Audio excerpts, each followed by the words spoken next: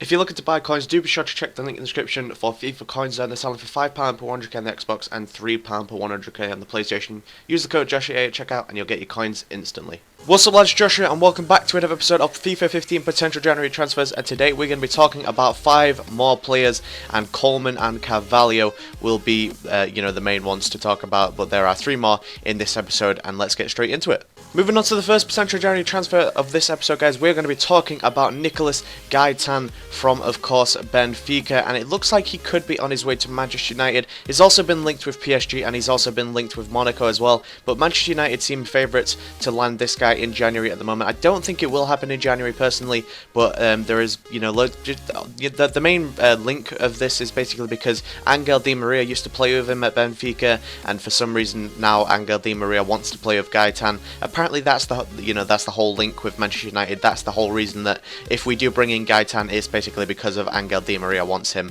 But I don't know, maybe that's true, maybe that's false, but we'll have to wait and see. Will Gaitan play for Manchester United in January? We'll have to wait and see. Moving on to the second January transfer, guys, and we're going to be talking about Zarate with a possible move away from West Ham, only on loan though, and it will be to QPR. He's actually apparently already been out for, a medical, and it looks like this will be going through in January, and I think that's a good move for QPR, because they do need to bring in strikers other than Austin, because other than Austin, it doesn't seem like anybody else is scoring goals at the moment, and that is of course what QPR need to stay up in the Barclays Premier League this season. If they bring in Defoe in, if they bring in Zarate on loan, I think they can do well. They'll have a lot of firepower and hopefully should be able to get a lot of goals, but it does just look like it's going to be a loan from West Ham at the moment, and it will be till the end of the season if it happens. Moving on to the third potential January transfer, guys, we're going to be talking about SANOGO with a leave away from Arsenal to Bordeaux in Liga 1, and it looks like this is pretty much a done deal, and it's only going to be a loan deal. I think it is till the end of the season, and I think, there's nothing wrong that can go, there's pretty much nothing that can go wrong with this transfer, because SANOGO does need time, to mature as a player,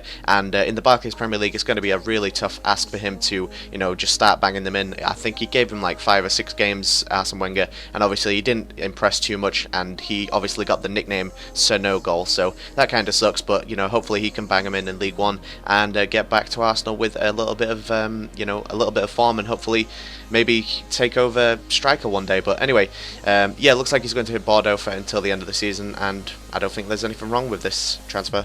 And moving on to the fourth potential January transfer, guys, this is a huge one. It is Seamus Coleman, and he could be on his way to Manchester United or Chelsea. Those are the 2 linked teams at the moment, and in January it looks like the transfer fee is going to be at least 25 to 30 million. A huge sum for, I would say he's incredibly proven, because for Everton, he's played absolutely fantastic. He's scored plenty of goals, got plenty of assists, and he's just a fantastic, ability defender. He really has got incredible talent, and of course he's very versatile. He can play right mid, right back, probably right wing back as well if Van Gaal managed to get a hold of him. I'm pretty sure that's where he'd be playing.